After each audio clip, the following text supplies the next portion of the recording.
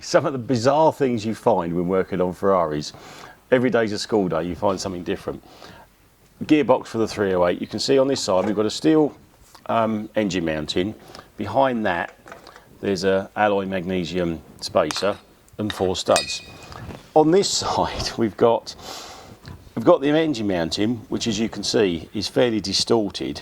When we took it off we found the distortion was caused by corrosion, and it seems bizarre that alloy corrosion can bend metal to this extent. And the plate that we've got on the other side, as you can see, this one's solid, this one's completely gone. So there's some sort of electrolysis gone on here, turned it into corrosion. The corrosion has expanded in the little hole, it's pulled the studs out of the block here, and it's distorted a fairly hefty steel plate.